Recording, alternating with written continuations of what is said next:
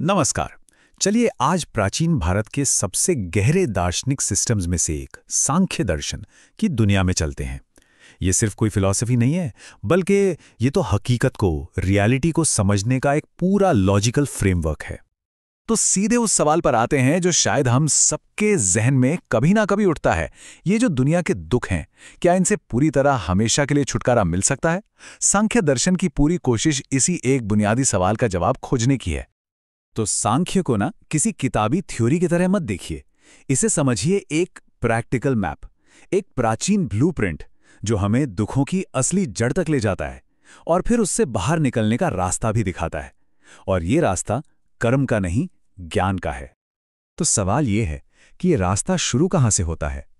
सांख्य के अनुसार पूरी हकीकत को समझने की चाबी सिर्फ दो मूल चीजों में छिपी है, प्रकृति और पुरुष। सांख्यिकी की पूरी इमारत इसी एक आइडिया पर खड़ी है, द्वैतवाद। मतलब ये पूरा ब्रह्मांड, इसमें मौजूद हर एक चीज बस दो शाश्वत, फंडामेंटल और एक दूसरे से बिल्कुल अलग सच्चाइयों पर टिकी है। अगर इन दोनों को समझ लिया तो समझिए सब समझ लिया। अब जरा इस पर नजर डालिए, यह है कमाल की बात। यहां प्रकृति और पुरुष का फर्क एकदम साफ हो जाता है। एक तरफ है प्रकृति, ये जड़ है, मतलब इसमें खुद की कोई चेतना, कोई कॉन्शियसनेस नहीं है, लेकिन सारी एक्टिविटी, सारा एक्शन इसी में है। दूसरी तरफ है पुरुष, यानी प्योर कॉन्शियसनेस, शुद्ध चेतना। ये चेतन है पर बिल्कुल निष्क्रिय, इनएक्टिव। ये सिर्फ देखता है, करता कुछ नहीं। प्रकृति 3 गुणों से बनी है, वहीं पुरुष इन गुणों से परे है। और आखिर में प्रकृति एक है पर पुरुष अनेक है, हर जीव में अलग। मतलब एक ब्रह्मांड का इंजन है और दूसरा उसका खामोश दर्शक। इस पूरे आइडिया को ना एक लाइन में बहुत ही खूबसूरती से बताया गया है। पुरुष साक्षी है, दृष्टा है, पर आकर्ता है। मतलब कॉन्शियसनेस सिर्फ एक गवाह है जो प्रकृति के पूरे खेल को बस देख रही है, उस खेल में हिस्सा नहीं ले रही। तो अगर प्रकृति ही सब कुछ बना रही है, तो सवाल उठता है कि आखिर ये होता कैसे है? इसका जवाब है त्रिगुण। ये वो 3 मौलिक शक्तियां हैं जो प्रकृति के अंदर ही हैं और यही पूरी सृष्टि का आधार हैं। ये 3 गुण हैं। सत्व, जो संतुलन, रोशनी और अच्छाई का प्रतीक है। फिर है रज, जो एक्शन, पैशन और बेचैनी को दिखाता है।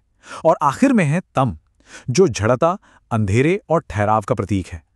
हमारे आसपास की हर चीज, हर इंसान, हर सोच, सब कुछ इन्हीं 3 गुणों के अलग-अलग कॉम्बिनेशन का ही नतीजा है।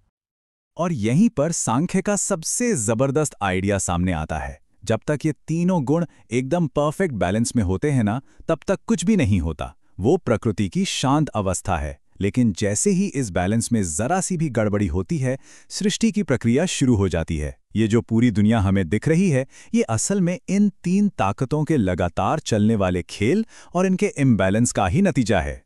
चलिए अब देखते हैं कि ये जो क्रिएशन है, ये किसी जादू की तरह नहीं होता। इसके पीछे एक बहुत सॉलिड लॉजिक है जिसे सांख्य अपनी theory of cause and effect से समझाता है। इसे कहते हैं सत्कार्यवाद। ये एक फिलॉसफिकल प्रिंसिपल है जिसका मतलब है कि जो इफेक्ट है वो अपने कॉज में पहले से ही छिपा हुआ होता है, बस जाहिर नहीं हुआ होता। यानी कुछ भी नया पैदा नहीं होता, बस जो है वही अपना रूप बदलता है। और इस मुश्किल से लगने वाले आइडिया को सांख्य एक इतने आसान उदाहरण से समझाता है कि मजा आ जाए। तिल से तेल निकलता है, बालू से नहीं। क्यों? भाई सीधी सी बात है, क्योंकि तिल के बीजों में पहले से ही मौजूद हैं। बालू में वो है ही नहीं, तो उससे निकलेगा कैसे? इस बात को साबित करने के लिए सांख्य कुछ बड़े मजबूत तर्क देता है। पहला, जो चीज है ही नहीं उसे बनाया नहीं जा सकता। दूसरा, हर इफेक्ट का एक खास मटीरियल कॉज होता है, जैसे दही के लिए दूध ही चाहिए। तीसरा, हर चीज से हर चीज नहीं बन सकती, कारण में वो पोटेंशियल होना चाहिए। चौथा, एक कारण बस वही बना सकता है जितनी उसमें ताकत है। और पांचवां, कि इफेक्ट असल में कॉज का ही बदला हुआ रूप है, उससे अलग कुछ भी नहीं। तो ठीक है, हमने प्रकृति, पुरुष, गुण, सत्कार्यवाद ये सब समझ लिया। पर सवाल ये है कि इन सब का मकसद क्या है? आखिर हम ये सब क्यों समझ रहे हैं? और ये हमें वापस हमारे पहले सवाल पर ले आता है, मुक्ति। और यहां एक और बहुत ही दिलचस्प बात सामने आती है।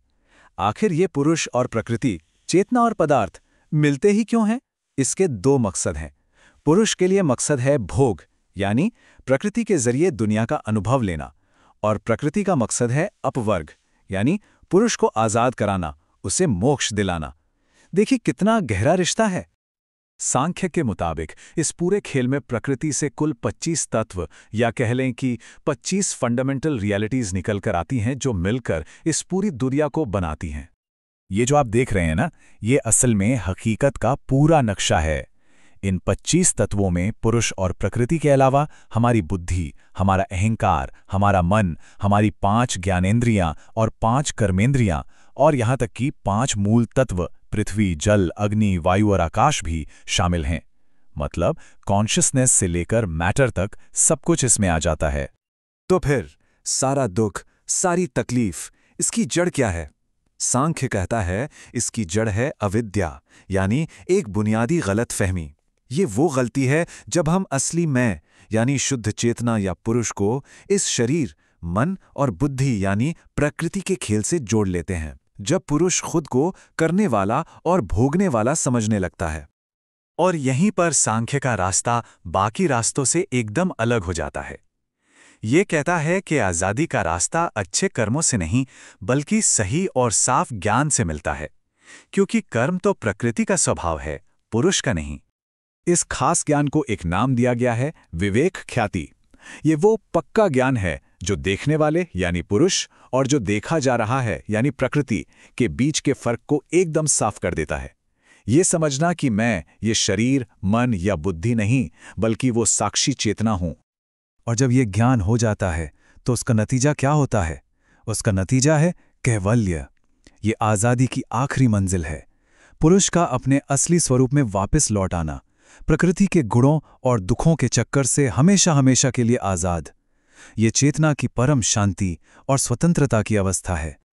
इस आज़ाद हालत को एक बहुत ही खूबसूरत मिसाल से समझाया गया है।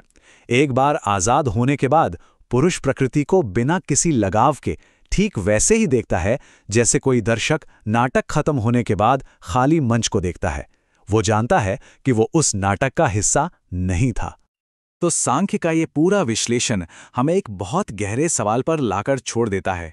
अगर चेतना सिर्फ एक खामोश गवाह है, तो फिर हमारे सारे काम, हमारी ये पहचान, इसका असली मतलब क्या है?